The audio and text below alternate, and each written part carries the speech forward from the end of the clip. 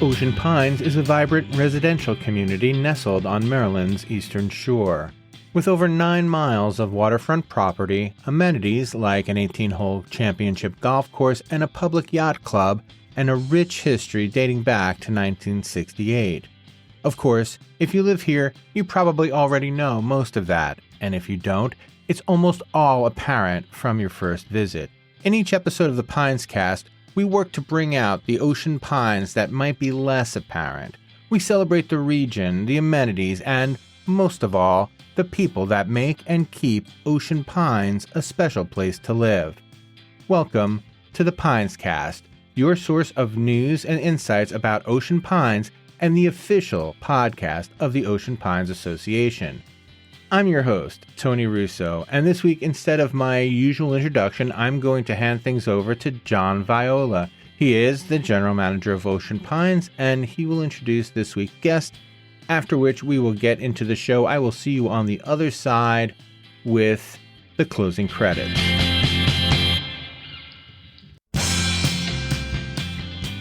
My name is John Viola. I'm the general manager of Ocean Pines, and I'm here today with Chief Tim Robinson. Before we start with Chief, I just wanted to tell a little bit about, where we were. So about 10 months ago, we had an opening for the chief of police, and we did a whole interview process, and we had a lot of candidates, a lot of very good candidates. I do want to take a moment to thank all the support from the individuals I received during that process that worked with me and gave me some guidance and everything, specifically Worcester County Sheriff Matt Christofoli, Chief Deputy Nate Passwaters, Bureau Chief Brian Cardamone, Berlin Police Chief Arnold Downing, Belmar Police Chief Ivan Barkley, and Easton Police Chief Alan Lowry, who worked with me also during the interview process. And I just really appreciate all the support that Ocean Pines and I received from those individuals. So with that said, I'm very proud, and I know Ocean Pines is proud of our hire of Chief Tim Robinson. So with that, Chief. It's great to be here. Excellent. Thank you so much for joining us.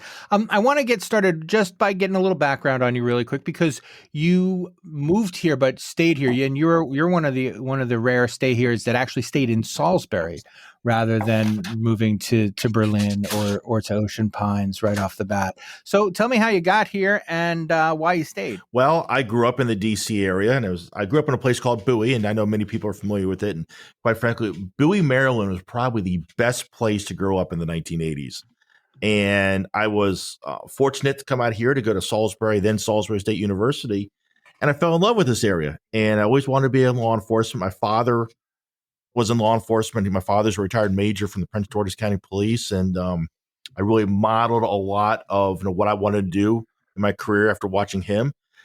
And he was a big inspiration to me. And I took some jobs. First, I was a summer police officer in Rehoboth Beach, and I moved on from there to get some full-time employment with the Delmar Police Department immediately after graduating college. And I stayed there for about 3.5 years until the Wicomico County Sheriff's Office offered me a job back in 1997.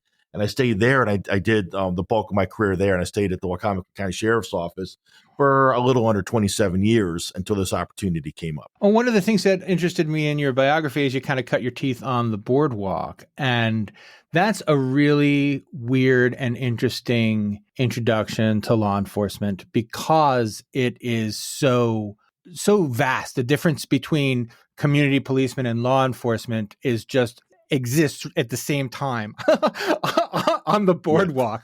So can you tell me a little bit about how the boardwalk influenced the way, because now you're working in a resort area and influenced the way that you approach law enforcement and community policing in a resort area? It's weird how my career has almost kind of come full circle now, but it was pretty awesome working on the boardwalk in Rehoboth Beach, because it was just the mixture. You had the rides, you had the food places, you had all the tourists coming down. I had the good fortune to work for a great police chief, a guy by the name of Craig Doyle, who himself was retired from the DC police. He taught me a lot about customer service and doing the right job the right way. And he was a big help to me, even when I got my first job with the Del Mar Police Department. And I still, over 30 years later, I still keep in touch with that chief. So it's what an inspiration he was to my early days of my career. That's fantastic. Can you think off the top of your head of a fun story from those days that kind of sticks with you when things get a little hairy or things get not hairy enough, I guess, because it is that up and down? Well, a lot of it is with the camaraderie with being a young police officer. Most of us were college kids. I did it between my junior and senior year of college for the first time. And times I probably did not know what I was doing. But I had some other people that took me under their wing and showed me what to do. One of the things I want to say, probably one of the most important things that happened to me near the end of that summer was I met a young lady working at a food store on Rehoboth Avenue that I can now say I've been married to for almost 30 years. That's fantastic. So I have a little bit of shore policing in my blood as well. Not my own personal blood, but I know people with shore policing in their blood. And one of the interesting things that they're always it really is in their experience and relating it to me, who's been covering the beaches for so long, this kind of, you really get to see pretty much as, I don't want to say as bad because things get legitimately bad as a police officer, but like as annoying as they're going to get at the beach, and also as much fun as they're going to get at the beach. And did you feel off kilter coming to Del Mar, which could be, so I live in Del Mar, I'm speaking to you right now from Del Mar, could not be any more different from Rehoboth. It was a little different. It was a small town. It was a great community. I worked for a police chief there by the name of Hal Saylor. It was a great job.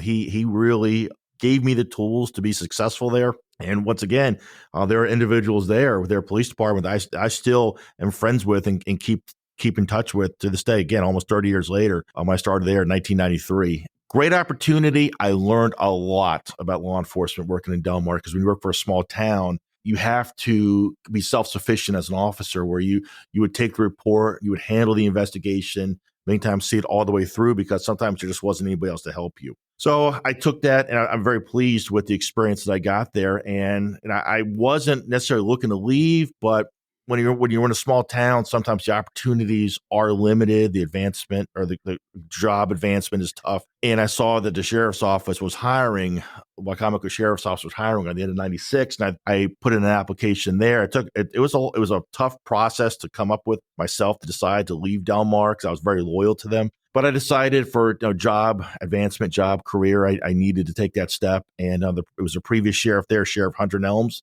hired me, and it was a very good move. It allowed me to stay here in this community and start my family in Salisbury. Never looked back. It was a great move. And I stayed there. I worked in just about every facet of the sheriff's office at some time or another, either as a deputy or as a supervisor or as a commander.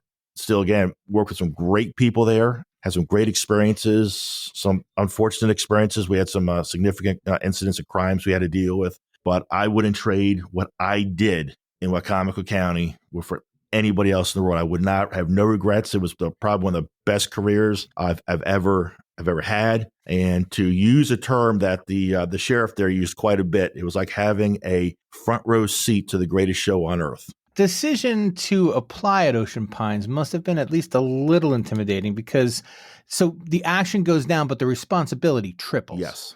So there's no, the buck stops there. That's not my saying, but that doesn't mean it's not true. So what were you thinking before you even decided to apply? What were some of the pros and cons you had going through your head? And was there a final tipping point that made you decide to go for it? And then what was the interview process like, and how did you get to be comfortable once you got the job? Well, when I first started thinking about it, I wasn't sure, because I wasn't looking to be a police chief. And I thought I was just going to ride out my career with Wacomico County and probably retire in the next 4 to 5 years and maybe get into something else, totally different line of work. But the more I looked at this position and the opportunity in Ocean Pines, the more attractive it became. And I also just want to mention now, I'm not a stranger to Ocean Pines, because my mom and dad live here. And I've been coming here for quite a while. It's been a couple of years since I've been there, but for many years, I was a regular at the Ocean Pines Beach Club on a Saturday. I'd go there with my parents. Fabulous event, and our fabulous place to go to. And I spent many times to go to the events down at the Veterans Memorial for either Memorial Day or Veterans Day with my father, who's also a veteran, or some of the events like when the traveling wall was here. and I was here walking around the park, checking it out. So I was not a stranger at Ocean Pines, even though a lot of people did not know me at that time here, but I've been here quite often. And the difference between running an entire department and participating in a department is administrative, and that's I get a huge kick out of it looking over some of the things that have gone on, because the idea of going from, kind of not a beat cop, but a patrol person, to like writing grants and finding money and stuff like that. And what was that? Was that a huge thing that came down on you, or was that something you were kind of prepared for once you took the job? Well, one of the things that was most fortunate for me was I've been doing that as part of my responsibilities with the sheriff's office of Wacomico for the last 2 years. I was doing grants for them, and being a captain on the sheriff's office is very heavy on the administration. So I was pretty much versed in that from, running an agency on a larger scale, but I also had the ability to kind of, step down and work with smaller communities, because many times during my career, I had to work with the small towns in Wacomico County and deal with, what do they need, whether it was in Pittsville or Hebron, Mardella, or Sharptown, and get down to their level and work with the local communities, work with the town councils, to see what their needs were. So I was very comfortable that I could come here and do the same thing in Ocean Pines. Absolutely fantastic. Now, when you came on, what was your introduction to the community? How did you kind of make yourself known and kind of set the tone? What was it like meeting the new officers or meeting the officers? Well, it was very great to meet them. There was a great team in place here. And just by coincidence, my very first day on the job here on August 1st also happened to be National Night Out. So I was introduced to the community at large on my first day. So that's great. It was great. It was fabulous. I enjoyed meeting everybody. The one thing I want to say is just how this community has welcomed me everywhere I go. It's been so heartwarming. I try to give back. I believe in customer service, and I also believe in personal service at times if I can. The folks here in Ocean Pines are going to see me out and about, whether I'm just walking around on a Saturday afternoon at something at the yacht club, checking on people, whether we have a pickleball tournament, whether I'm up the swimming racket. I do believe in getting out and being visible, checking on people, letting them know that I'm there, to the point where I'm approachable. Even if they see me driving around, I might pull them over if they're speeding. I do get out there from time to time. I don't believe in just sitting in the office. Eventually, most of the people are going to see me. And if they need me, I am accessible. It's very easy to find me here at the office. And I do want to invite anybody from Ocean Pines, if they have a concern, that I'm here to serve the community. Fantastic. I wanted to say you also took over a smaller team than you have now. Do you want to talk a little bit about the decision to expand and how that worked out? When I came over, as soon as I came on board, I had a couple other officers leave. One officer had he had an opportunity somewhere else that he really wanted to take, and another officer just left to move out of state. So I was down significantly staffing wise, which did put a little bit of a burden on us. But I can tell you now that we have turned that around. We have hired 2 certified officers, experienced officers that are out and about now with us, out on patrol. One of them is out on his own now. The second one is going through his required onboarding training with us. We have 3 people lined up to go to the police academy, which starts July 1st. So we are going to be back up to full strength sooner rather than later. And it's actually a little quicker than I thought. I'm very pleased. I'm excited about the direction and the way where this department is going. And just as much, I'm excited every day about coming to work. I'm excited about being here in Ocean Pines. This is a great community. And I look at other folks and where they work as police officers, and I just can't believe how lucky I am to be here. At the shop. And I wanna kind of continue on that thought when you mentioned the onboarding. If a policeman comes from a different place, from DC, from Salisbury, there is a different tone, and you have to set that tone. So can you talk to me about how you set that tone and how that kind of makes its way down into the onboarding process for new hires? Because each chief has kind of a different view. Well, I use the term onboarding just so it's a little bit easier. Your listeners might be more familiar with that. It's more of a state mandated field training program that even if you come in and certified, even if you've been a police officer for 25 years somewhere else, you are required to go through a minimum training period, that just to show that, you are up to speed, that somebody's going to sign off on you, that you do know what you're doing, and also that you're learning the town. And one of the things the people I'm looking for that are come here to work are going to be the right fit for Ocean Pines. I'm looking for people that understand customer service, go in the extra mile for the folks here, but understand, there are going to be times, they're going to have to be a police officer. I want them to be able to understand that both while being a police officer is necessary and being a police officer is something that we have to have in our society, to also have a good sense of customer service, as well as job knowledge and leadership skills and that kind of stuff. Fantastic. I want to talk a little bit about bringing more. So are you looking to bring more officers on still? Yes, we still have a couple openings. And the great thing is we're getting contacted on a regular basis. I've had probably 2 inquiries this week, and I actually met with somebody who drove down from out of the area on Monday just to meet with me. Well, what's interesting, as someone who's covered Del Mar a little bit, is there is this kind of weird bidding war among the smaller communities for that applicant, because the money has to be what the money is, and finding a way to make it a little bit more and to make it a little bit more appealing is a challenge that it seems like all of the shore small towns have. And kind of how have you addressed that? Well, first thing we've done is, I don't know if you've seen this, with the support of Mr. John Viola, our general manager, and the board, we have been able to raise the salary significantly, to the point where we matched Easton, which is the highest paid municipal department on the Eastern Shore. And some of my colleagues in other departments were like wowed when they see what we're paying. It's what everybody else is probably going to be moving to, but we are paying people a very good rate to come here. So it's going to allow me, number one, to attract the best. It's also going to allow me to be selective because of the amount of applicants that I get. I'm going to be able to be selective to also make sure that I'm bringing the best on board here. And also the same thing is something else you also have to put in the equation. It's Ocean Pines.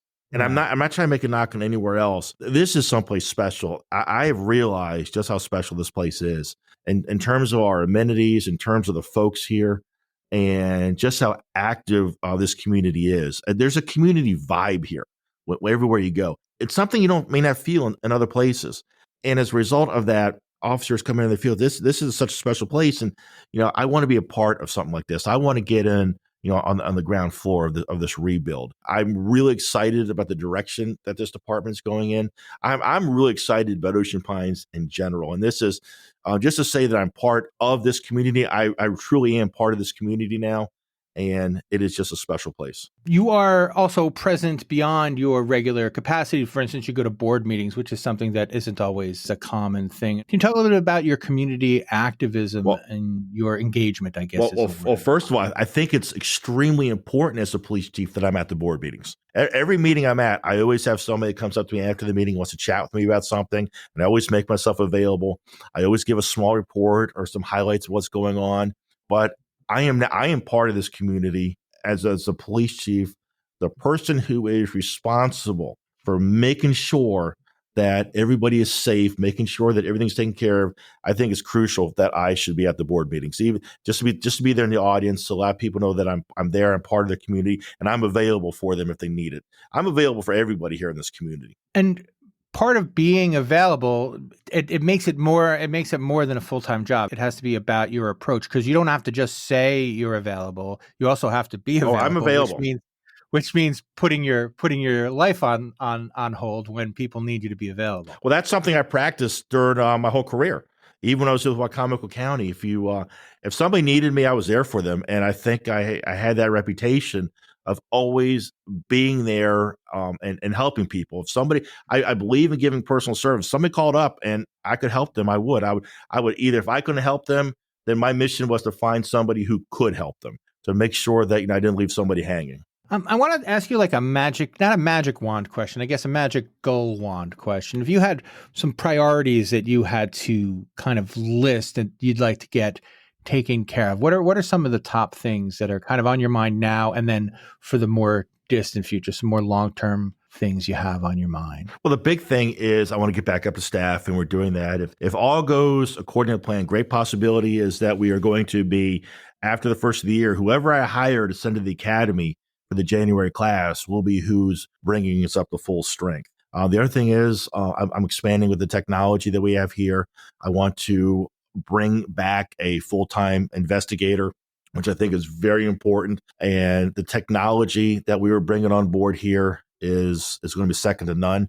I'm bringing in a lot of stuff that I'm experienced with over in Wacomico County. And so you said technology twice. I know you have a new website. Can you talk to me a little bit about that? Well, the website is now. When I came here, the website was a page on the main Ocean Pines group, and which was fine. But I wanted to have our own page where, number one, I don't know if you have had a chance to look at it, I think it's pretty cool. I actually love that picture. That picture, the reason I picked that's one of my favorite scenes. That's one of my favorite scenes here in Ocean Pine. Yeah. Well, one thing about it is there's a portal on there where not only do you have information out there, but anybody can go to that. There's a portal and they click the button and they can send a submission to us. It comes from both myself, my two lieutenants. We do get whatever you send us.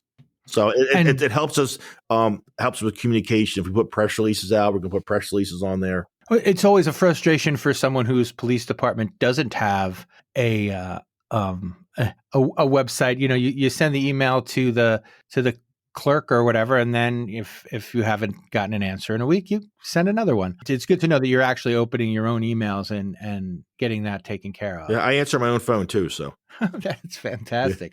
Yeah. But when you said technology, you weren't talking about the website though. What are some of the technological advances that you have brought, and maybe some that you hope to bring, wish listy? Well, first thing is, since immediately after I came here, we rolled out the body cameras. We brought in a body camera policy. Body cameras are a great thing. A police officer today should not go out without a body camera. And it's not to catch anybody doing necessarily anything wrong. It actually protects the officer. In my career, I have found out it shows that the officers, quite frankly, are for the most times are doing the job right. And I've seen that many times during my career. If I got a complaint on an officer in my previous life, first thing I did was I reviewed the body camera. And the body camera is going to tell you what exactly happens, an impartial arbitrator of the facts. And I think they are the greatest things. It made my job so much easier, and it allowed me to say, oh, the officer did the job just fine. Sometimes people's perception, they take things a little bit differently. They're upset. And because of that, they may see or remember something differently than how it actually happened. We're bringing in some new technology to how we track property and evidence here, to how we do some in-house reporting, just stuff that I'm familiar with from my previous career that we're bringing here, just to modernize and streamline and computerize how we do things. And as you're getting ready for the summer to come on, as we speak, it is May 17th. So this will be out just in time for Memorial Day when things start to get really, really busy. Do you feel well rested? How do you feel about the summer? What do you feel about this summer? I can't wait. Can I be more clear than that? I'm excited. I'm excited to see everybody come back. I'm excited to see this place just wide open. I saw it at the tail end. I was here in August, and I saw the big crowds down at the yacht club. I saw the big crowds at the Racket Sports Complex. I'm just excited to be a part of this and to see how this summer plays out, especially with getting new officers on board. We have some big events. We have 4th of July coming up. We have we'll have our National Night Out again.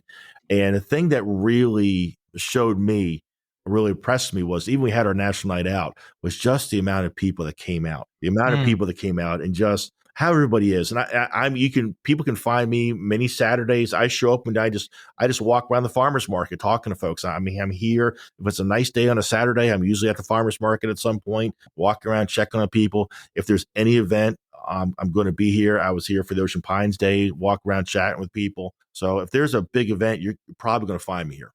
We're already planning for it. They're very cool. Do you want to sneak preview it? Is there something that people should be looking for it, or let's have everybody come and be excited?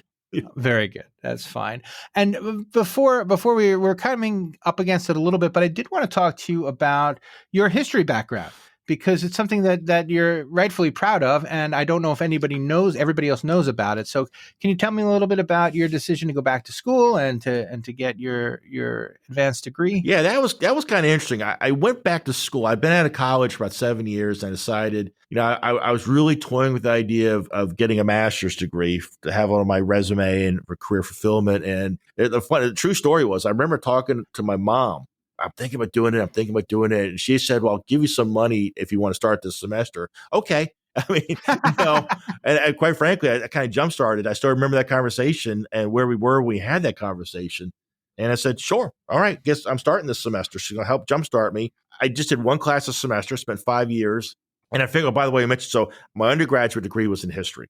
So I figured, why not get my master's degree in history? I love history. I'm like a fiend about history. Every night when I go to bed, I always like falling asleep watching some sort of history documentary. The problem is I fall asleep and it takes me 4 or 5 nights to actually watch it. Right. I got to pick up where I left off. So I get my master's degree. I specialize in colonial American Revolutionary America. I had an off chance conversation as I was graduating with a professor there that was one of my mentors, and I mentioned to her that I was thinking about teaching one day, maybe when I retire from police work. She told me that, well, we hire part-timers. I said, oh, okay. Well, I didn't think much of it. And I ran into her several months later at a public event that I was working at in Wycomico County. And she mentioned that she was the new chair of the history department. And I said, oh, can I have a job? And that was about the extent of my whole job interview, because she knew me from being one of my professors. And next thing there, I'm teaching. That was 2009 when I started. So I've just completed this semester. I've completed 15 years as a part-time history faculty member at Salisbury University. And that is really all I have for you. We are running up against it. My last question is always the same. Is there something that I should have asked and I didn't ask, or something that you thought you'd have the opportunity to say, but I didn't provide it? I'm not sure. I mean, the thing is why am I here? Why do I like Ocean Pines? And I said, it's just a great community. And, this is, I feel revitalized by coming in here in a community like this and to provide what I can do for this community and just, keep this community going in the right direction and help guide this department to provide the best service for this community that the residents here both expect and deserve. Fantastic. Well, thank you so much for your time. Well, thank you for having me. The Pines Cast is an Ocean Pines Association production. It was written and edited by me, Tony Russo, executive producer, Josh Davis. Please subscribe wherever you're listening now, or follow if you're listening on Apple Podcasts. If you like the show, please tell someone you know, because that is the best way to get the word out. As I mentioned in the beginning, I would love to have your feedback, and I would also love to keep this conversation going.